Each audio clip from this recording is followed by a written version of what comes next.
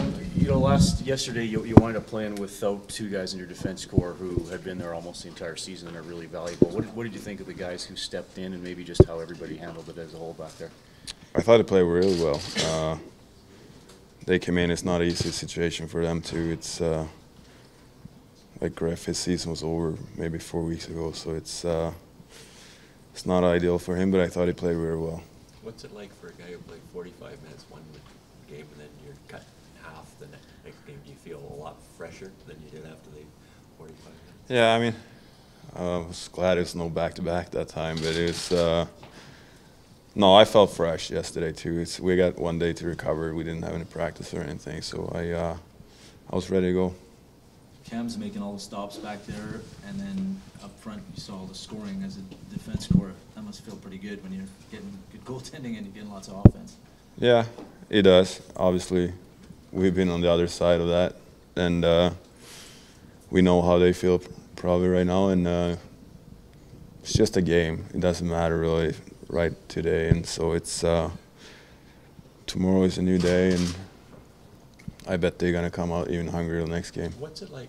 Every game in this series has been fairly high scoring except the 1-2-1 game. There's at least 7 or 8 goals in every game, which is unusual for the playoffs. Yeah. I mean, especially for a guy coming from Jersey. Yeah, it sure is. I mean, it's two talented teams. I mean, we have a lot of gifted forwards. They have a lot of really high-end skilled players over there too, so I'm not surprised about that, but obviously it's not what we want. We want to keep it tight, and we don't want to let up 3-4 goals every night, and we don't want Cam to eat 40+ shots every night. It's not part of our game plan, but that's sometimes the game goes. You guys have been through a lot in the playoffs, a lot of different experiences, new things. Now a Game 7. What different happens between now and puck drop for a Game 7 compared to other games?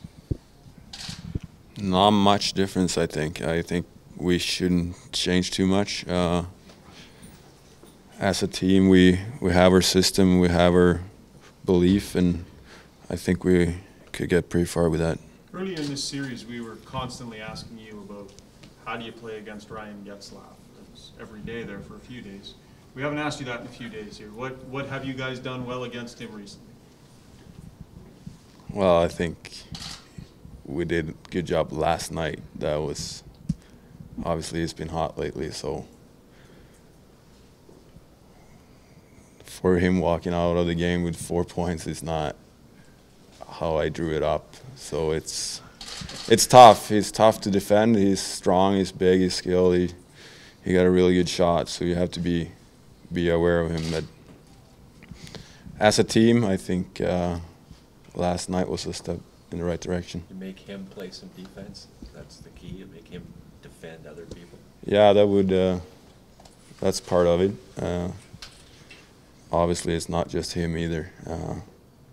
Raquel and Silverberg and those guys are very skilled too, and they can make you pay. So it's not just him. There are a lot of nerves for Game 7. Some guys handle it better than other guys. How will your team look at a Game 7 here? Is it more opportunity? How do you look at it? I think we have to play like we did yesterday. It's